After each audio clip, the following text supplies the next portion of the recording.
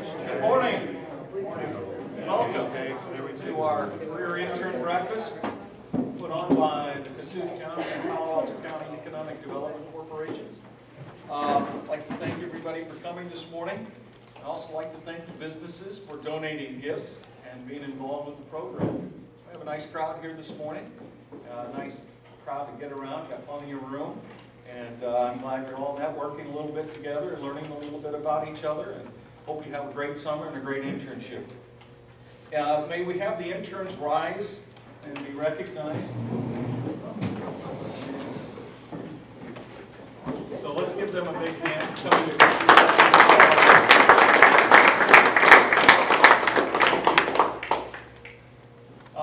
And then any Cassuth or Palo Alto County supervisors. I know a couple of supervisors here from Cassuth County. Any Palo Alto County supervisors?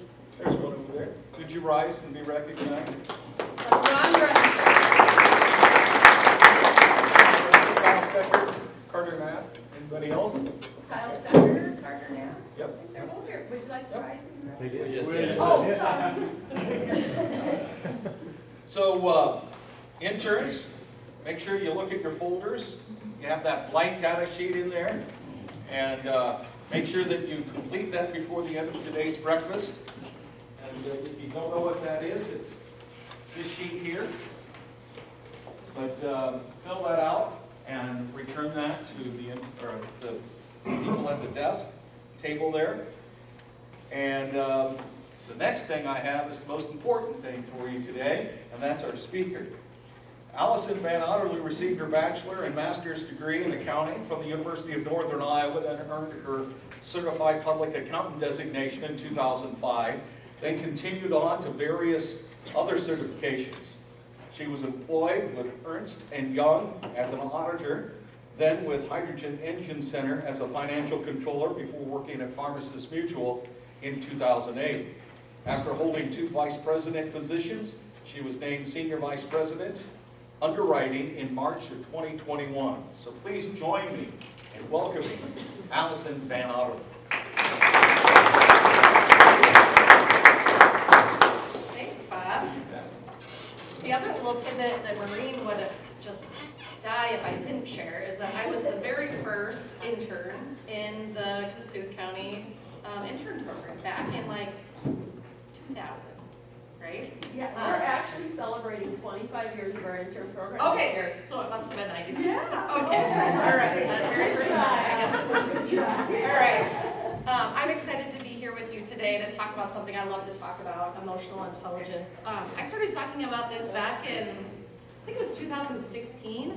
I put together actually a continuing ed session and took it on the road in my way to get free CEs. If you speak, you don't have to pay to be at the conference. And so I started doing that, and then I started getting calls to go to firms or somebody that saw me there, and then I started getting calls to do it in town. And City of Algona, was it just last year I did this with you guys, or 2 years ago? Probably a couple of years. A couple years ago, City of Algona, and so last year I did it as part of the intern program, and so now here I am doing it for you this morning as part of your kickoff to the summer. So I'm super excited. Those adults in the room that thought you were just going to get to sit back, there's probably something in here for you too, so I hope that you take something away as well. Before we get started, I want you to think about a person that you know personally that you think of as successful. Okay, so someone that you know personally that you think of as successful. I want you to think about that person. And then I want you to think about 3 attributes that make them so successful in your eyes. Okay? 3 attributes that make them so successful in your eyes. I'm going to give you just a minute or so to kind of think about that.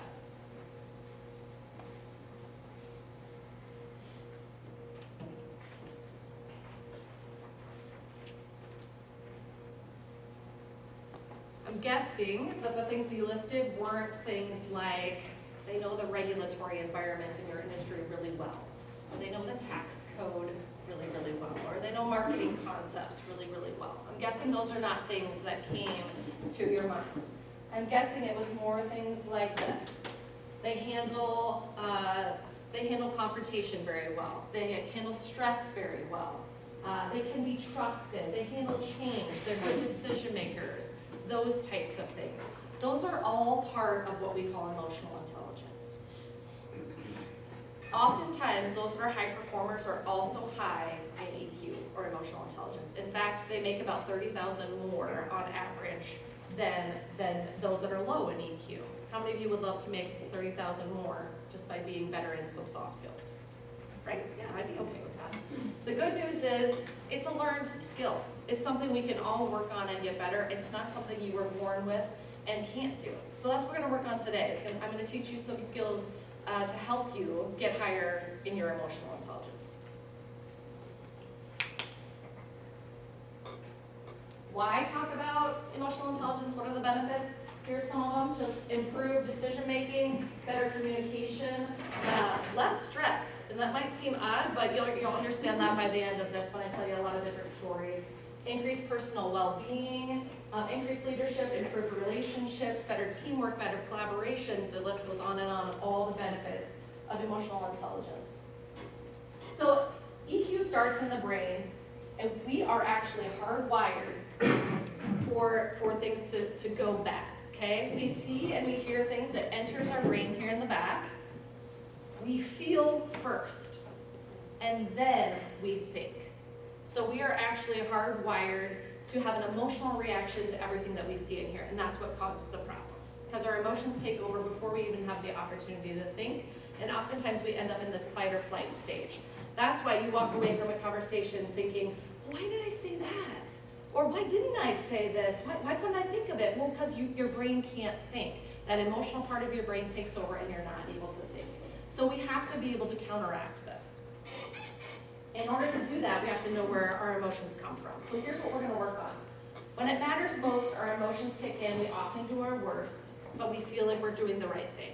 We're going to learn how to create new emotions that'll help us build stronger relationships and get better results. Okay, so you're going to specifically walk away with some skills to help you in that area.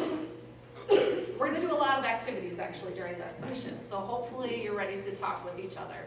I'll ask you to just form groups of 4, whatever, 3, 4, 5, whatever works in your area. You're going to be using this that was attached to your agenda to kind of work through some of these activities.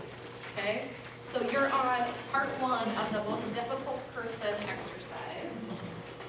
And what I want you to do there in your group is brainstorm some of the types of people that you find most difficult. Okay, so not a specific person, not Rick, the mayor, right? But types of people that you find most frustrating. Okay, so people that are stubborn, people that are lazy, people that aren't trustworthy. Okay, so I'll give you a couple of minutes in your table groups to work through that together and just brainstorm a list of those types of people that you find most frustrating. 2 minutes.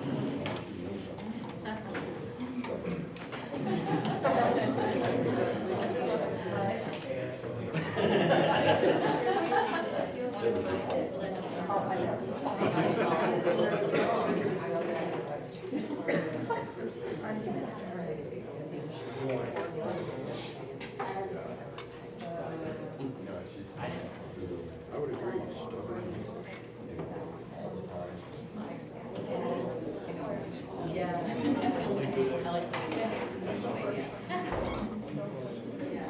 Sharp shooters. I like that. Pinpoint you, pick you apart. Must be true.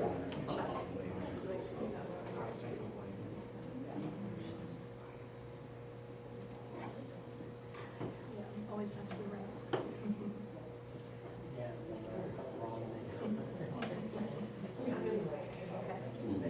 People that don't admit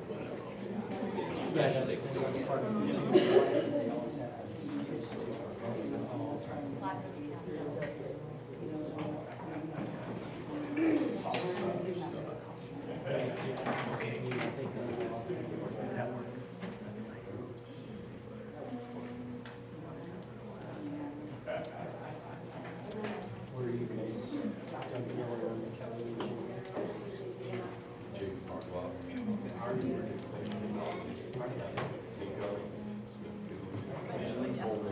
Two doors down. It was mine.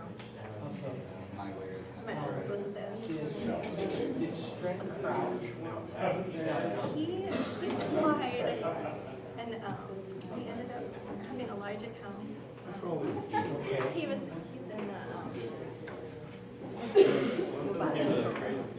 so it was more applicable. Oh, I guess it does. I didn't even look at that. All right, we're gonna move on to part 2.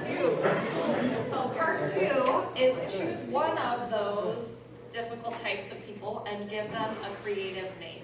So what I mean by that is lazy Larry or stubborn Susie or anything like that, okay? So take a look at your list, pick one that you find most difficult and then give it a creative name. I'll give you 2 minutes to do that.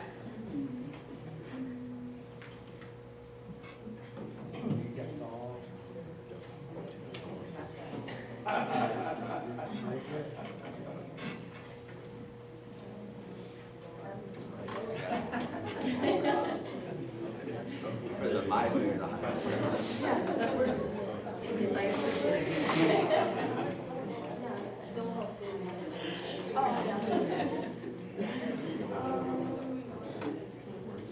Donkey.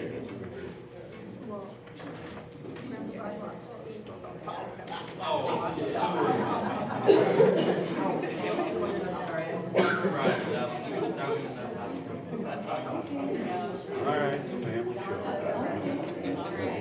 Get you creative. Good. Guys, put the lid back. Because this is really. We know what it is.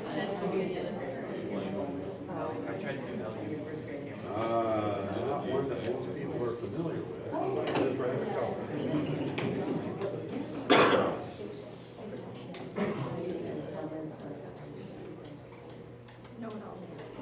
All right, what do we have? What are some of our creative names?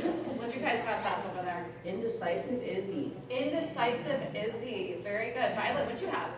Not accountable Arlene. Arlene. Oh my goodness. Not accountable Arlene. How about you guys over here? Lazy Lou. Lazy Lou. Okay. You guys? Donna doesn't follow. I love these ones. All right. How about this table? Stubborn Steve. Stubborn Steve. Very good. How about you guys? Red Sharpshooter Sam.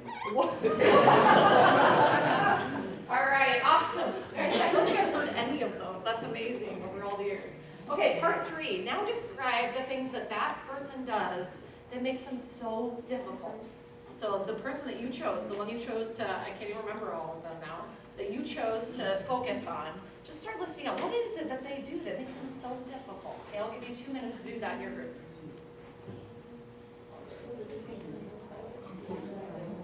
Argues.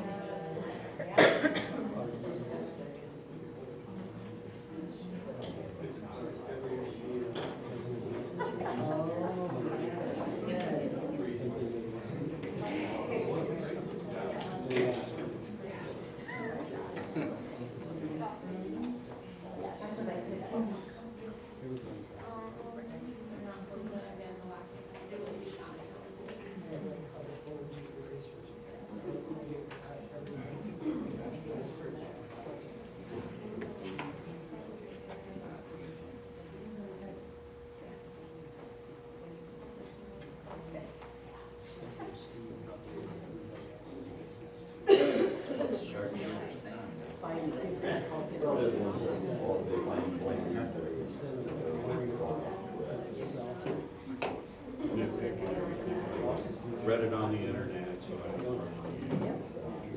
You're not qualified.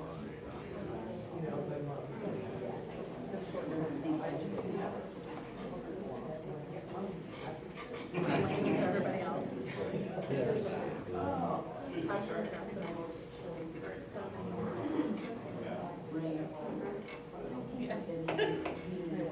Somebody on the classroom. How many letters now? They'd say what? I'd say precisely. PhD or doctor or MD or graduate. I had some.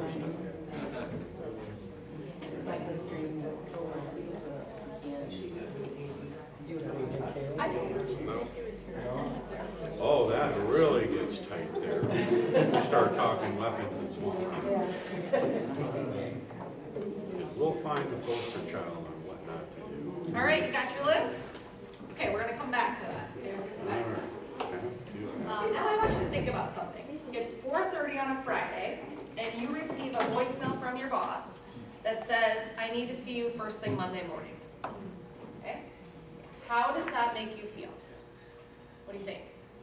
Anxious. Anxious, okay, what else? Depends on the tone. Depends on the tone. Depends on the tone, okay? Yeah, Depends on the if tone. you got the message that says, hey, I need to see you first thing Monday, versus, I really need to see you on Monday morning. Okay, so it's that. It's that tone. That would be nice.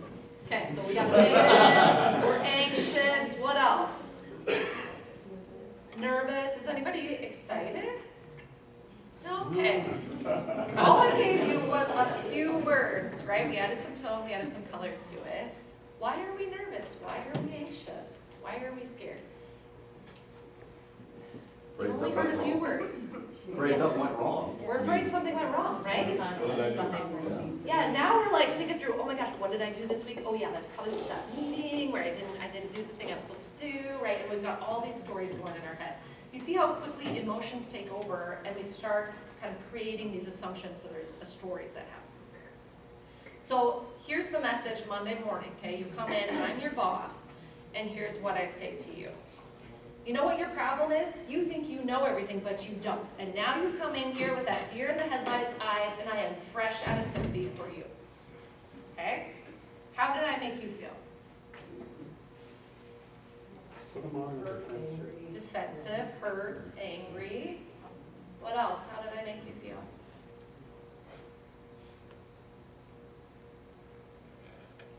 Maybe mad. Maybe mad. Okay. Okay. How would you describe me, your boss? Confrontational. Confrontational. Argumentative. Argumentative. Okay. Anybody else? We're in mixed company right now. Yeah. Yeah. On your worst day, how would you react? On your worst day, how would you react in that situation? How many of you would just get up and leave? How many of you are the silent type, like just walking out the door? Okay. Do I have any criers? Yeah, always. There's always some criers in the room. That's okay, right? Is anybody gonna yell back and get confrontational back? Yep. Mark's like, yeah, me. Yeah. All right. All right. So to understand why we have those reactions, we have to understand how we get there in the first place. Okay. So that's what we're going to talk about next. Where those reactions come from. So there's this path to action. We see and we hear things. So like the voicemail from our boss, right? We see and we hear things. We tell ourselves a story about it. Like, oh my gosh, it must be because I didn't do that work right, or I didn't come to that meeting, right? We tell ourselves a story. We then attach emotions to that story, and then we act on those emotions. So let me give you an example of this.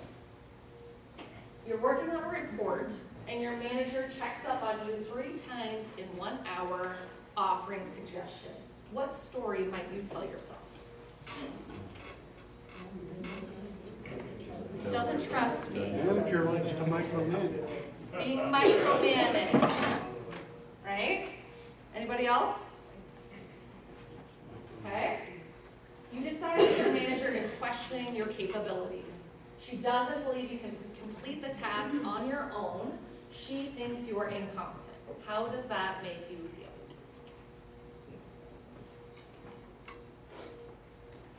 What do you think? How would that make you feel? Discouraged. Discouraged? Anybody else? I'd be irritated. Irritated. I like that. Irritated. Absolutely. You feel hurt and defensive. This leads to anger. Your manager obviously hasn't paid attention to the accurate reports you've completed in the past. How might you act?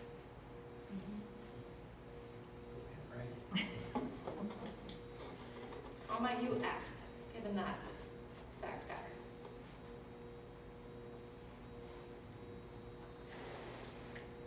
Anybody gonna get Maybe shut down, like you don't want to be productive or to give anymore because you don't feel like you've been seeing things yet. Yeah, no, shut down, maybe kind of hold a grudge, maybe not have positive interactions with your manager, or just not interact at all. and don't listen or respond to your manager's suggestions. How does this impact your relationship with your manager and their impression of you? Is that a good thing? Not good. Uncomfortable? Not good, right? So how you're acting depends on how you're feeling, or the emotions, right? How you're feeling depends on the story that you have told yourself. Who controls the story? You do. You do. 100%. You control the story. Nobody makes you angry. Nobody makes you defensive. Nobody makes you sad. Nobody makes you happy. Nobody makes you anxious. Nobody makes you nervous. Nobody makes you any of those emotions.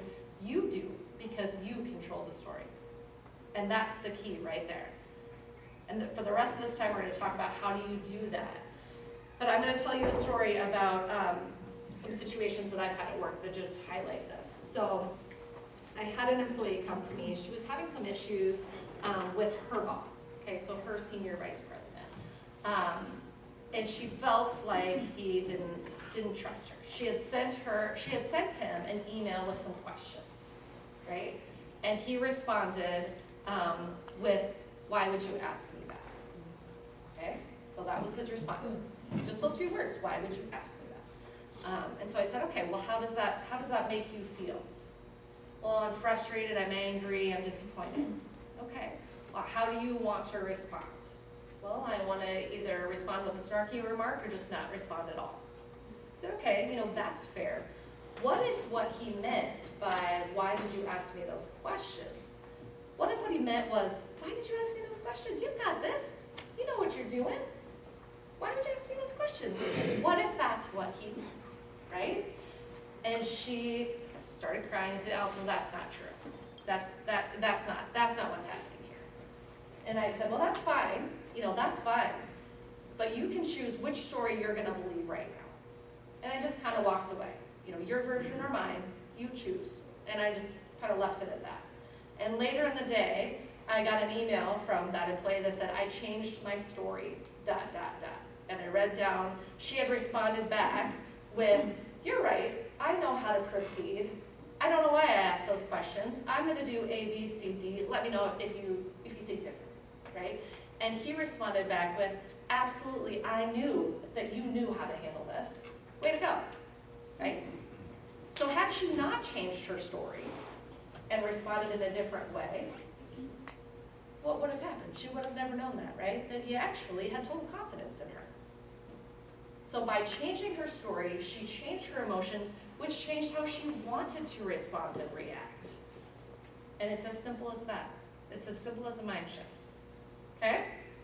Is that maybe an example, though, of her supervisor, or senior VP, not communicating with her all the way along, and you're doing a good job? Oh, absolutely, right? Absolutely.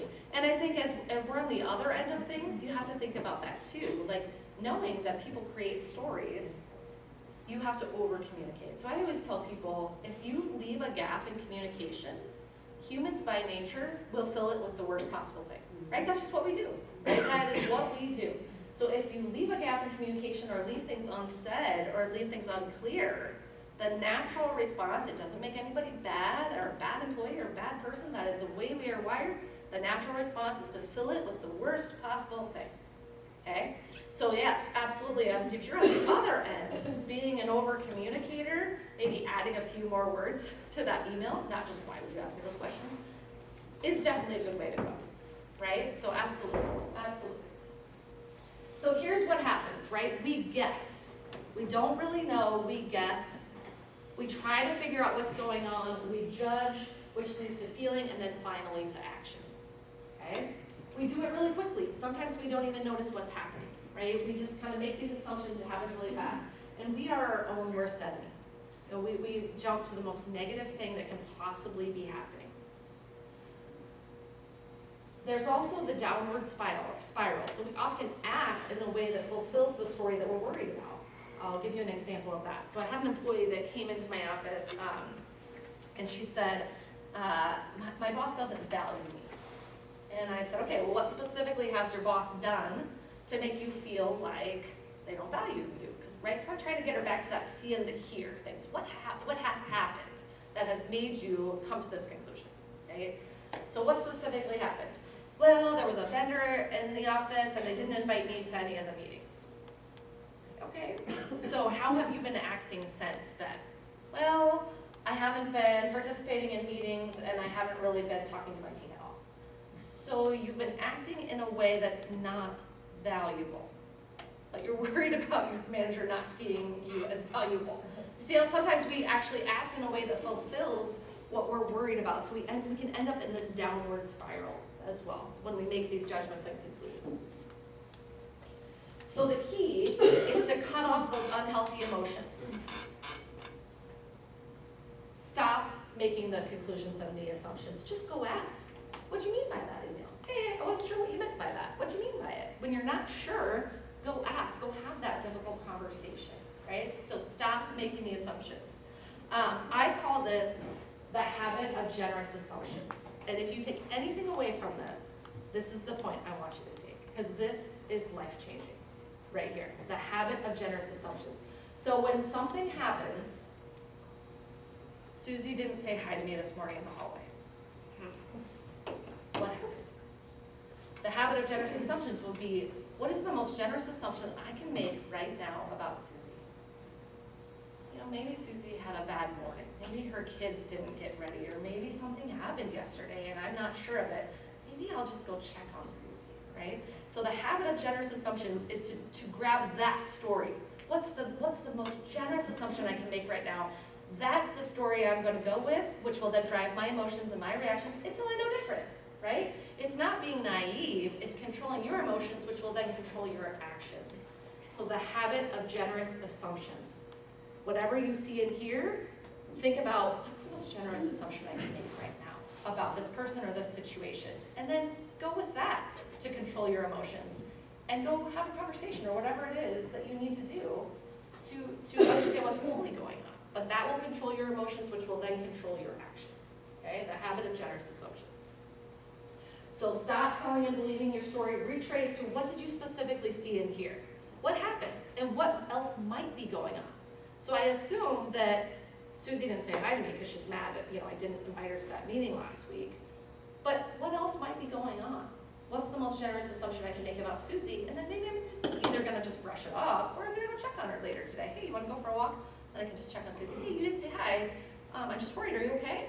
Rather than, well, Susie didn't say hi to me, and of course it's because I didn't invite her to the meeting, and now I've told 10 people about how Susie's being the big B word, right? Right? Because that's what we tend to do. We make this assumption, and then we also don't share it just with ourselves. We then talk to everybody else about what might be going on that might not even be true, right?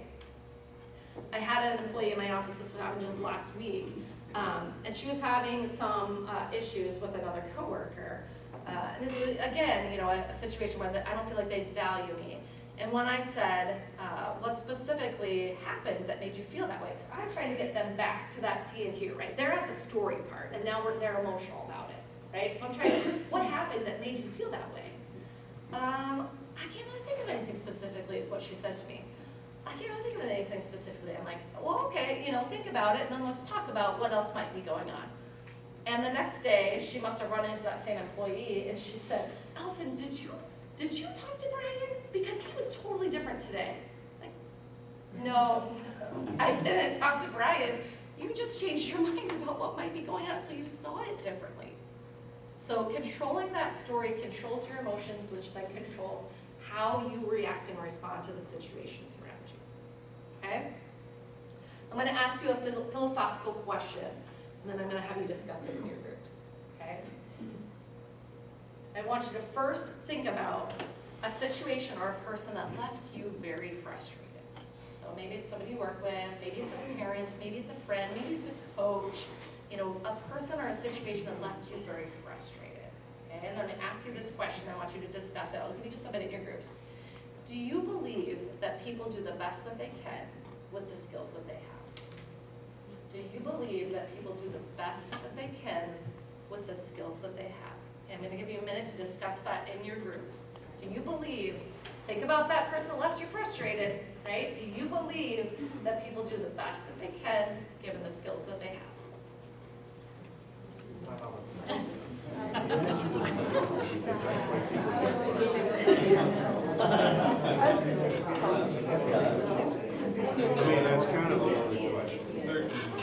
everybody look up to their potential?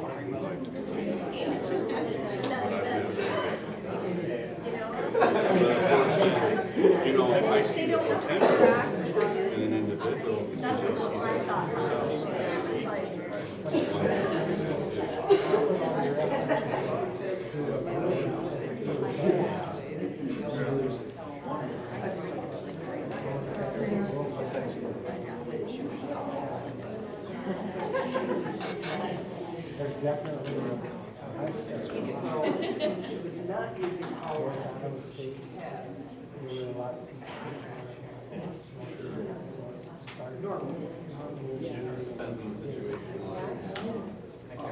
I comes to some.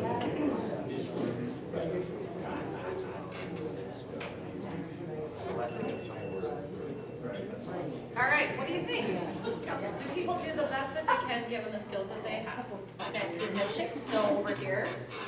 What do you guys think? What do you think over here? I think a little, maybe, you know, a little head nod, yes. What do you guys think back there?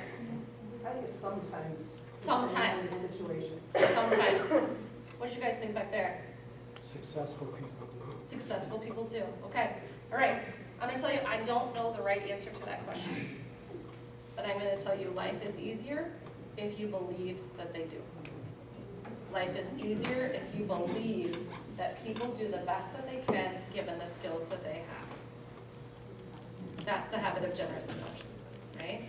People do the best that they can given the skills that they have. It might not always feel that way, and I don't know that that's necessarily true, but I will tell you life is easier if you believe that that is true. Okay? That's a way of forming the habit of generous assumptions. Okay, so one of the skills that we need to develop to be able to get better at this is to separate out what is a fact and what is a story. So if you were going to describe a fact, how would you describe, what does it mean to say something is a fact?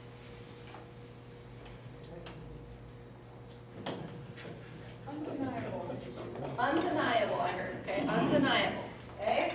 So a fact is an actual occurrence, something that can be proven through observation or measurement, right? Okay, so work starts at 8 o'clock. Susie came, who's Susie? Hopefully there's not, is there Susie? Susie came at 8:30, Susie was late to work. That's a fact. We can all walk away with the exact same thing, okay? So how about a story? How would you describe a story? How's a story different than a fact? An interpretation of the fact? Yeah, our judgments, our conclusions, our interpretation of the facts. So Susie was late to work because she's lazy. Or Susie was late to work because traffic was bad. Or Susie was late to work because her kid was sick this morning, right? It's our own judgment or conclusion. And there could be 100 different ones. We could all walk away with a completely different conclusion given what we saw in her, right? So it can vary. So we're going to practice this a little bit. If I can get this video to work. So we're going to watch this video. Maybe I'll have Callie pull it up while I talk about it.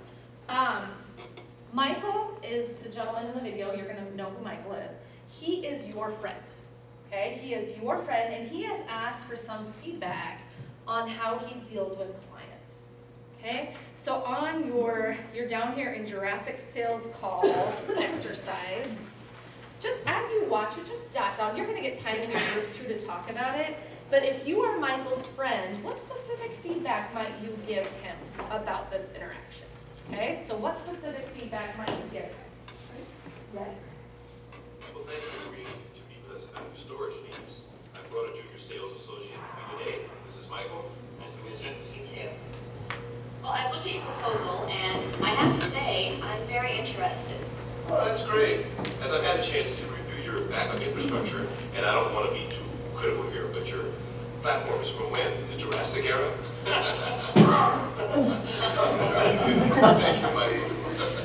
So, how about we jump into our recommended solutions? Sure. I know our tape system is a bit of a dinosaur, but... Okay, Michael. Thank you. Michael?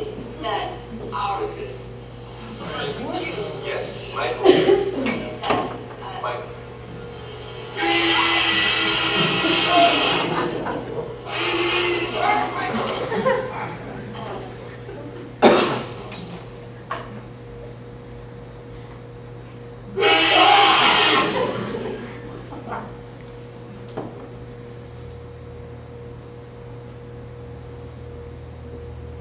So, do we have any business? No.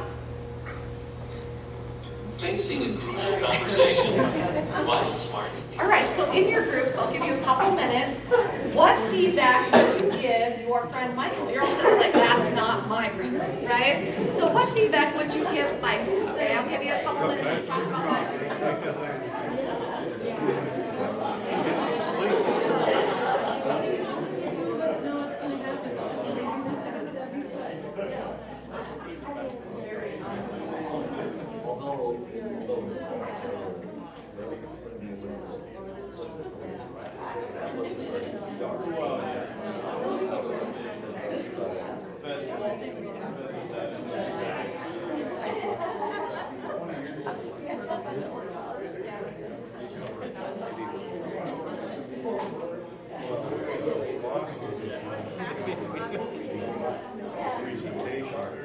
He should have sat there and just observed unless he was, you know, in terms of like, what are your thoughts?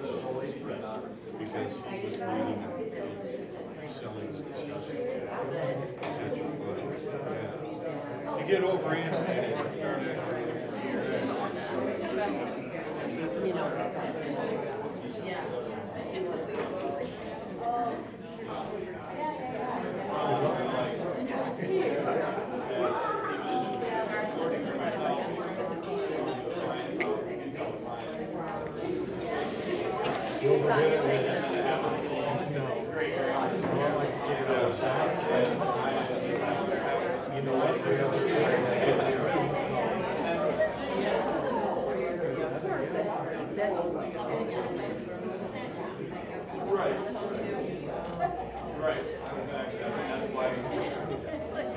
that would have been the turnout.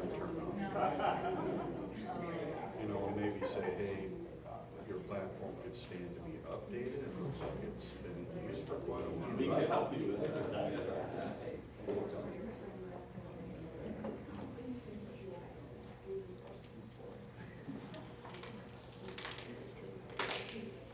All right, what do you guys think? I'm gonna kind of jot these down as you shout them out. What are some of the things you would tell Michael? What's some of the feedback? He was not professional, okay? Unprofessional. Okay, what else? What did you guys have here? He was obnoxious. Yeah. Definitely. How about over there?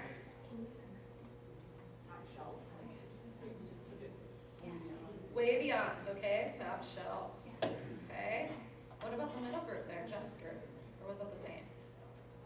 Yeah, maintain professionalism. Okay, so kind of the unprofessional too. How about you guys back here? Well, we went with the professionalism, but his boss was also very unprofessional when he talked about Jurassic Age. Okay, yeah, That's so, where it started. yeah, But, yeah, okay. All right, how about you guys? What'd you think about Michael? He wasn't reading the room. Okay, wasn't reading the room. Anything else? Personal space. Personal space. Broke the barrier. Broke the brace of personal space. And loud noises. Loud voices. Okay. How about you guys? He was rude and uncomfortable. Okay, anything else? Anything else you would want to share with your buddy Michael? Lots of energy, okay? He was energetic. That's true, right? He was energetic. How about keeping clothes on? Okay? You took your clothes off. Okay, all right, perfect. Good list. Okay, I'm gonna start with unprofessional, because that seemed to be kind of a consistent theme. Is that a fact or a story? Aaron, story. Yeah, why is it a story? I mean, he was unprofessional. It's an opinion. It's your opinion, right? I mean, what if Michael was told that this client really likes dinosaur noises? I mean, is that possible? What's the most generous assumption we can make about Michael right now? He didn't know, right? So he was unprofessional is our judgment, our conclusion. Even though all of us probably feel that way, it still is our opinion. So what specifically did he do that made us feel like he was unprofessional? Took his shirt off. Took his shirt off, so there's a fact, right? He took his shirt off. We can all walk away with that same thing. Okay, he took his shirt off. What else did he do that made us feel like he was unprofessional? He jumped on the desk, so there's a fact, right? There's a fact. Personal space. He was very close to her, right? He stood close to her. I think we can call that a fact as well, right? You roared, you made dinosaur noises, okay? That's a fact, right? That's a fact. How about you were obnoxious? Is that a fact or a story? Story, yes, good job. You didn't read the room, Michael. Is that a fact or a story? Story, right? That's a story. You were rude. Story. You used loud voices. Fact, right? Fact. You made her uncomfortable. Story. You were energetic. I think I'd probably call that one a story. That one's kind of a hard one. I'd probably call it a story because I think about, okay, what specifically did he do that made me feel like he was energetic, right? He used a loud voice, he jumped on the desk, I think the same fact pattern. It's just a different conclusion, right? It's really just a different conclusion of the same fact pattern. So it kind of gets to the point that we can look at things and all of us walk away with something different. Okay, very good, very good.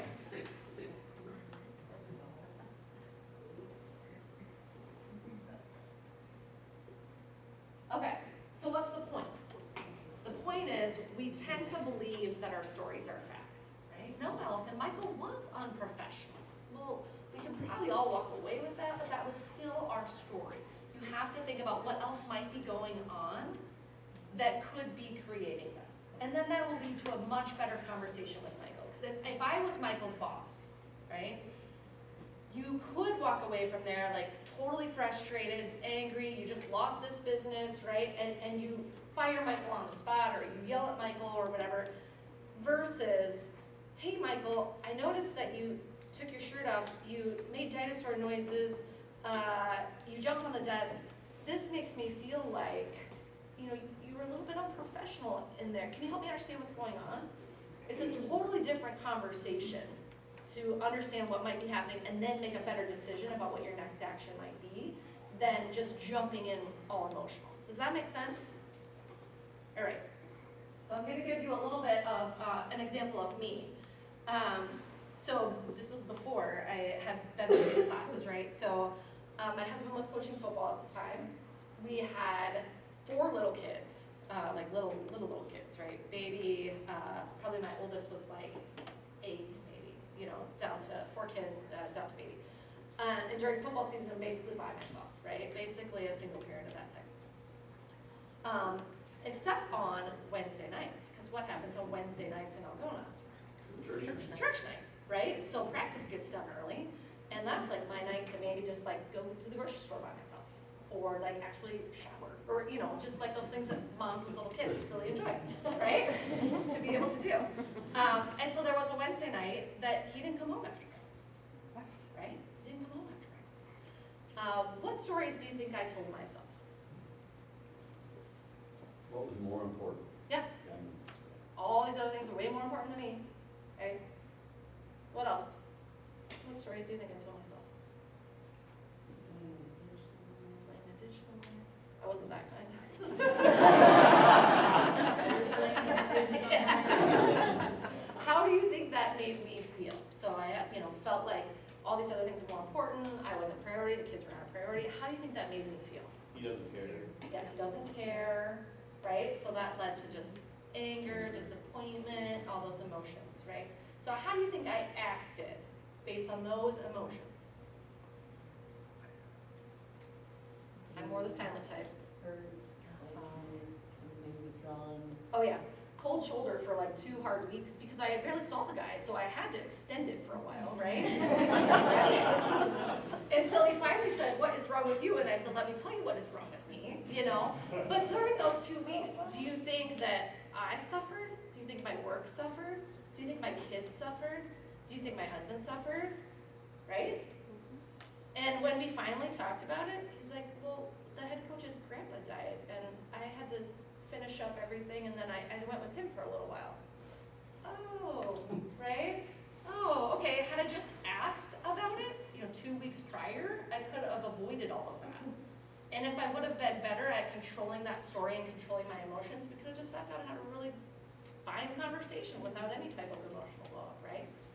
So controlling that story is the key. Control the story to be able to control your emotions that will then control how you want to respond. So let's go back to your most difficult person. Okay, you guys got really good at separating fact from story. Now I want you to do it with your most difficult person. Okay, so take, in part 3, you listed all the things that that difficult person does. Separate them out into fact versus story. Okay, so take that list from part 3 and separate it into what's fact and what's story. I'll give you a couple minutes to do that in your groups.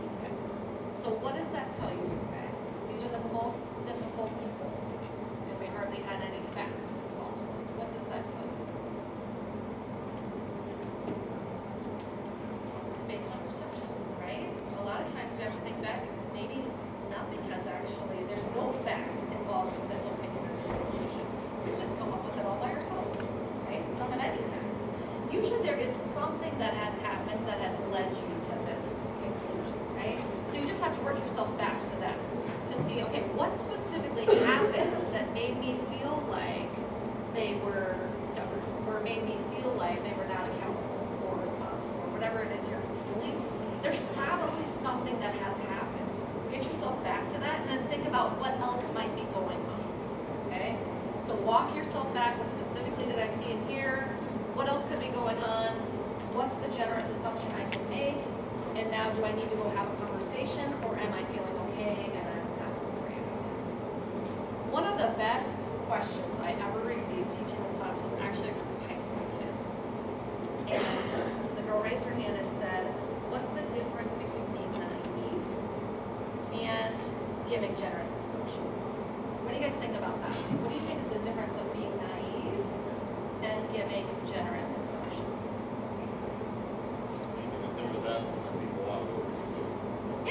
Yeah. I mean, being naive is kind of more like ignoring nothing's happening. And that's not what I suggest that you do at all, right?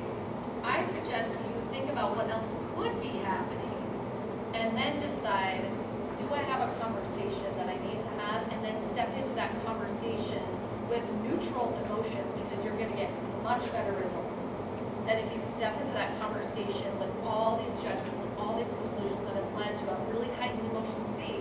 Because remember that slide of the brain? If you're all emotional, you're not gonna be able to say the right things or say what you really need to. So you need to step into that conversation with your emotions in check so that you can have a better conversation.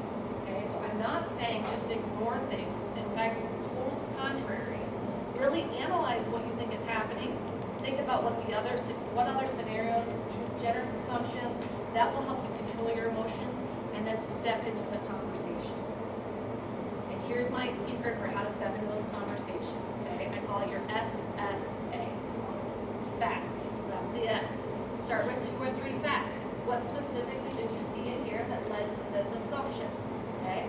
You didn't come to work on time. You didn't have your work done for that project by the due date. You didn't tell me you weren't gonna be home, right? What are the facts? So you did really good on that Michael assignment. So think about that. What specifically has happened that made me feel that way? You step into the conversation, you start with facts. Don't give a laundry list of facts, okay? You give 2 or 3. 2 or 3 facts. And then the next, the S, is the story. It's okay to admit, this makes me feel like you don't care. Or this makes me feel like I'm not as important to you as football. Or this makes me feel like I can't give you important work that needs to be done. Okay, so that's the S, fact, story, ask. And then the last is ask an open-ended, simple, non-judgmental question. My favorite thing is, help me understand. Can you let me know what's going on? Okay?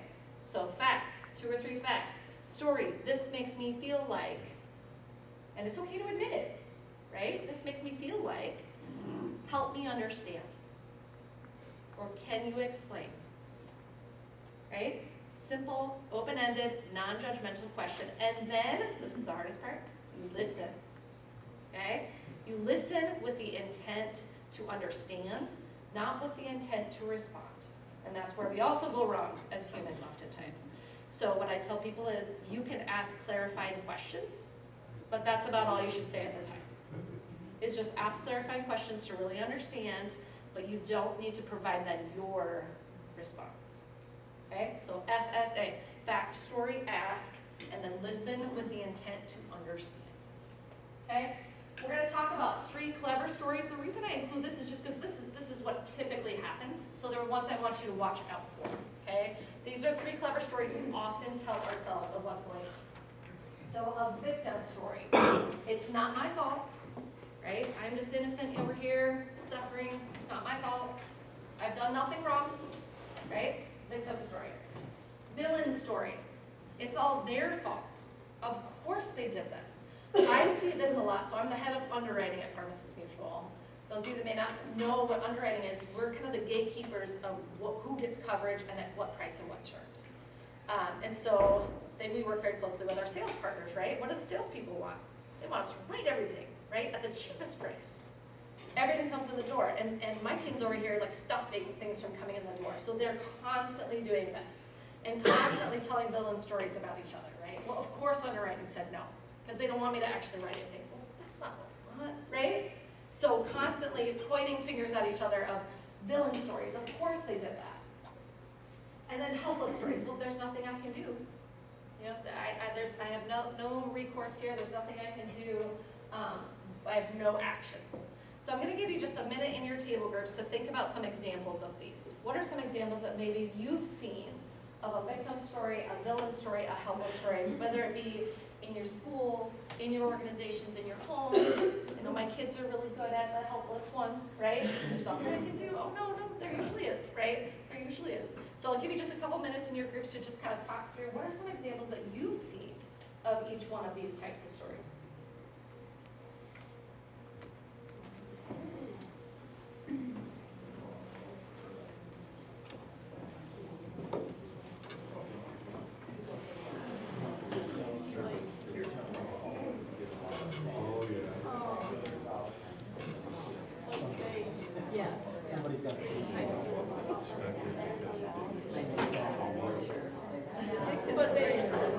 I don't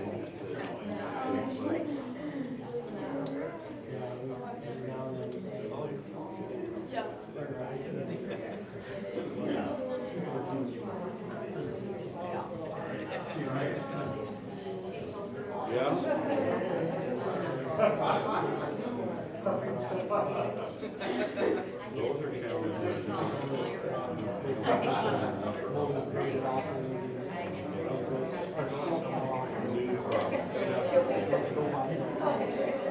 Put extra snow on the driveway. So he's just doing it to spite. So they don't road ditch to put the snow and get all that. In my mailbox on purpose. That's another one.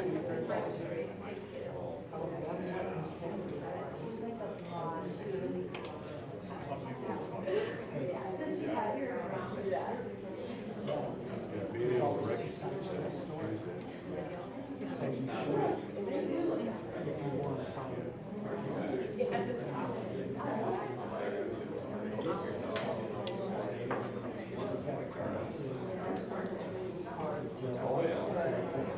Well, especially if when they make a first. And sometimes, yeah, either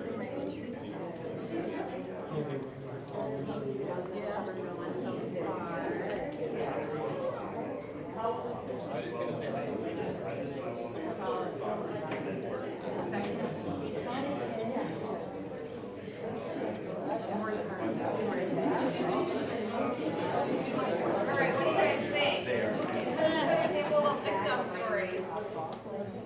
Helpless people. What's a good example of a victim story? Oh, yeah. Flopping in sports. That's right. It's a charge, man. How could you not see that? Right? How about a villain story? Besides my sales versus underwriting constant day struggle. Anybody else have a villain story? Like it's prevalent for them?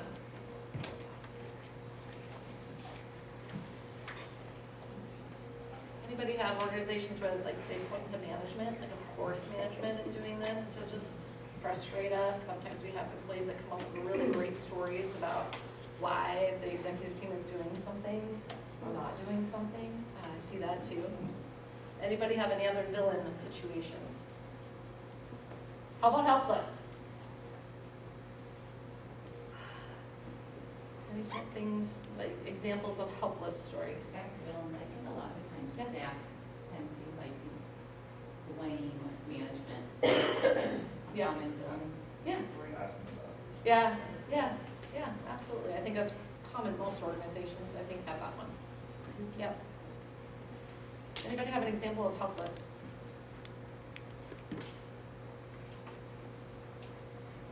A lot of times, like, I'll have employees that, well, I wanted to get that done, but there's nothing I could do. Well, did you talk to anybody about it? Well, no. Okay, all right, it happens to me, not because of anything that I actually did or didn't do, right?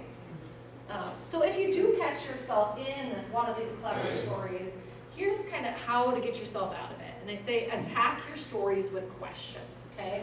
So if you notice a victim story is kind of what you're telling yourself, or maybe somebody is talking to you. I gave you lots of examples where people are talking to me, and you notice, ooh, this is the victim story. Ask, what am I pretending not to notice about my role in the problem? I just had an employee last week that was having some issues with a coworker, and I said, well, do you think you've contributed to the situation at all? That was just kind of the way I phrased it to her. Oh, yeah, maybe, So if you catch somebody else, maybe that's what they're talking about, a way to help them is to ask them that question. Is there anything that you might have done that's contributing to this? Or ask yourself. So if you notice that it's a victim story, what am I pretending not to notice that I may have contributed here? A villain. Why would a reasonable, rational, and decent person do this? Why would management want to frustrate staff? Why would underwriting not want to write good business, right? Why would a salesperson manipulate and try to submit things that we shouldn't when they work for the organization, right? So why would a reasonable, rational, and decent person do this? That's a way to kind of pull yourself out of a victim story. And then a helpless story, what should I do right now to move toward what I really want? And that's usually a pretty easy one to ask somebody else if you notice a helpless story, like, hey, well, what do you think you could do? Sounds like maybe there's some options. What do you think you could do? So asking yourself that, asking that of anybody else. So get back to what you saw and heard, and think about what other alternatives might be going on ask yourself some questions. So before we turn it over to you to think about your life and situations where maybe you're telling stories, does anybody have any questions? Allison, you ever see Ted Lasso? Yeah. The dark scene? Yeah, What do yeah, you think of that? Yeah. Be curious and not judgmental? yeah, Does that fall into this, or Yep. do you see that as a generous assumption? yeah, absolutely.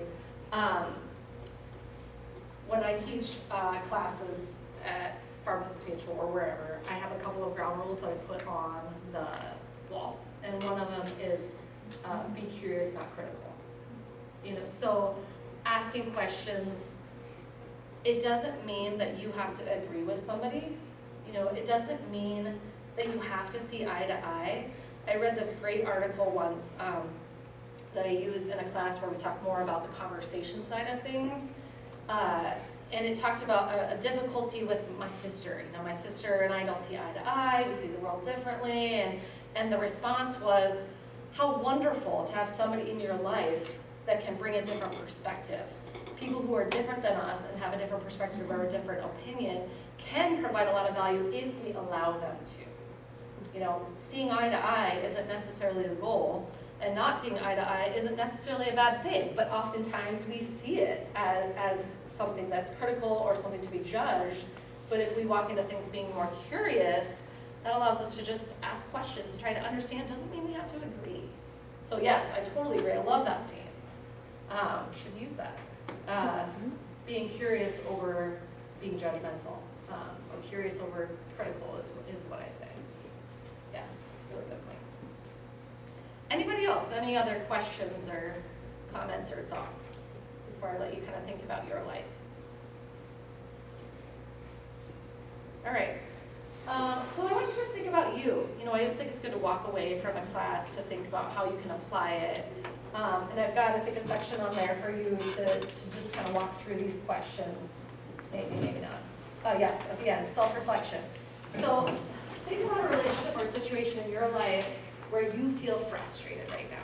Maybe you feel stuck, maybe you feel frustrated, and really think about what specifically has happened that has led you to feel that way. So kind of separate out that fact versus story, think about what else might be going on, and then think about, you know, are you telling a clever story here, and what could be your next step? Okay, so I'll just give you a couple minutes. You're not going to share it with anybody. So just a couple minutes to just kind of reflect and think about your life and your situations where maybe you need to apply what you learned today a little bit.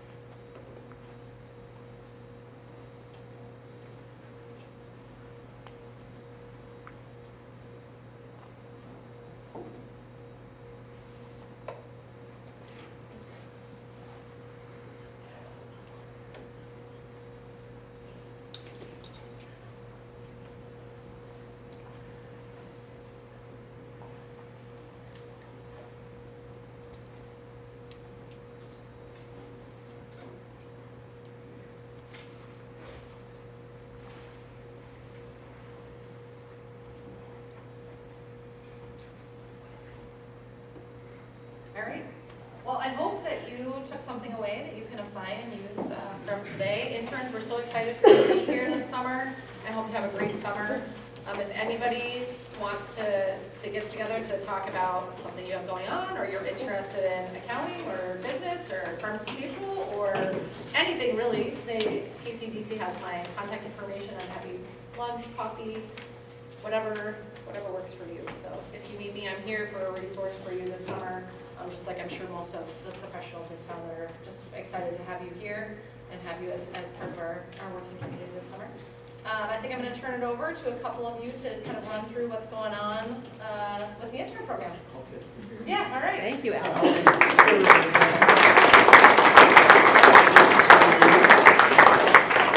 Thanks for everything you do, and thanks for, I remember her as an intern years ago, and the one thing I got from her speech is when Michael was doing the roar, all I could think about was about a year ago when my granddaughter was 2, and I go, Anita, let's roar, and we do that. Okay. That's appropriate. That's time. appropriate, yes. So, the one thing I wanted to say is thank you for doing everything that you do here for our career intern program. I know you've been involved in the past and continue to help us out, so thank you very much. One thing I also want to say is that I forgot to introduce myself. I'm Bob Jennings, and I'm the marketing director at Algona Municipal Utilities. I graduated 45 years ago this month from high school, and I wish I had a program like what we have here today. And so I want you to take from it what you can, and there's a lot to offer. And I interned at a TV station in the Quad Cities in college, but nothing like what we have here today. And a lot of places, a lot of counties still don't have a career intern program like we have today. And to fill us in a little bit more about this, I'm going to bring up Tiffany Albert to talk about, oh, there you are. I was looking back, all the shirts is red. I step around. So anyway, I'm going to bring Tiffany up to talk about what's going to be happening this summer. Thank you, Allison. That was great. I'm Tiffany Elder. As Bob said, I work at Iowa Trust and Savings Bank over in Emmitsburg, and I've been on the intern committee now for like 8 years, I think, but I was also an intern 9 years ago. So I am going to talk a little bit about like what our committee does and what we have to offer. It is a big year for us. It's 25 years, as they said earlier. It's been under Maureen the whole time, and she's done great with it. It started in 1999, and it was just to keep the best crop that we produce, which is our high school and college graduates. We want, people that are already in these counties, we want them to stay. And not only that, people that come and intern from other places, we want to keep them as well. So that's kind of why they developed it, and we've just changed it along the way. So it has grown and been enhanced over the years. We do have the key committee, which everybody in the red shirts, if you kind of look around, that's our key committee members. So they do a lot of like the planning and reaching out to different people and stuff like that. So we work the various intern events and then just help out as needed. Interns participate in networking events and skill building and training sessions. The networking events allow the interns a chance to become acquainted with each other and provides an opportunity to network with CEOs, other interns, other people within the company. Our goal for the program is to provide opportunities to expand leadership, meet area business leaders, network, and underline the importance of volunteerism. So this is Liliana. She has been in our intern program for 3 or 4 years. And so we're just going to let her talk a little bit about her experience that she's had with our program. Yeah, so I've been in it the last 3-4 years. Something I definitely say for all the interns is jump in head first. Just go to these events. I know they may be early mornings, but you do get a lot out of it, especially if you put your full effort in. I love the Alice training, just being, especially a woman in college, you go through different experiences where you definitely need some of that training behind your back. I can probably give you 5 to 10 examples this year where some of that Alice training probably needs to kick in for other people around you, just helping you safer. The Excel training, just in college and in work, like save yourself some time and learn some skills that are gonna help make your day-to-day life a lot better. And I'd also say jump into the leadership roles. Go to the advisory meeting next week. Jump in head first and try something you've never tried before. Be a co-chair for the whole committee, be it for the golf outing or Project Hope. Just jump in head first and just try something new. You'll never know what comes out of it. Yeah, thank you. And I would kind of go off of that as well. When I did this 9 years ago, like I had said, we had a CEO luncheon. We're having something similar, but not the same thing.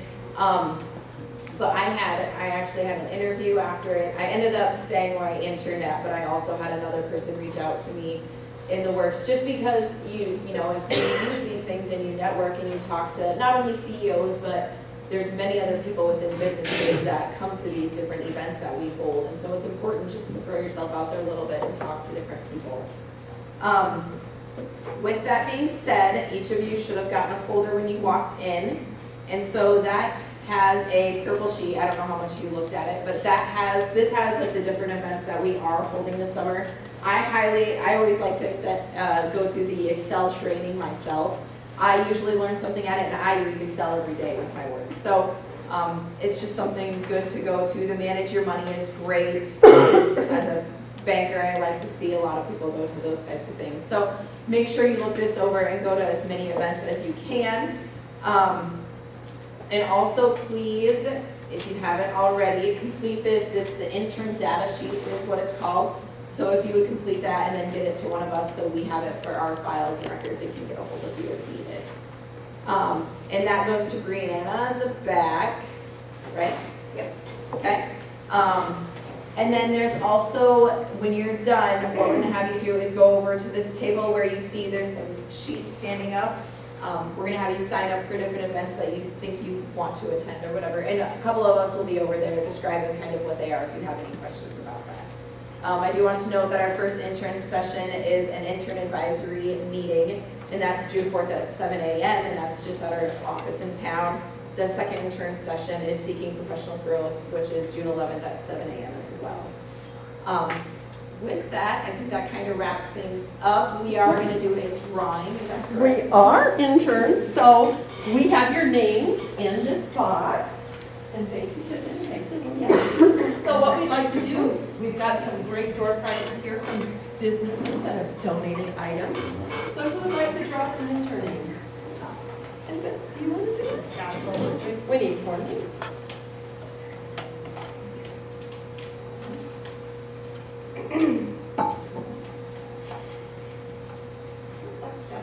I'm sorry. I'm shaking. Okay. So we've got Amelia Jacobs. Woohoo! You can come pick any gift here if you like. We've got 4 right here. Natalie Walker. Is Natalie here? Yay. Ben McConaughey. Nice. Is that right? What is it? McConaughey. Like the owl. Austin Steenhope. Oh. Woohoo, you guys. So interns, yes, we're really encouraging you to sign up for these events. They're wonderful events. You'll really learn a lot from them. So the opportunity here to sign up for the upcoming events. We also have a gift bag for all of the interns here today. So encourage you, sign up for the events, grab a gift bag, and then we want to take a group photo of the interns before you leave today. So thank you again for coming. Let's sign up for the events, grab your gift bag, we'll get arranged for a group photo. Thank you for coming, everyone. Thank you.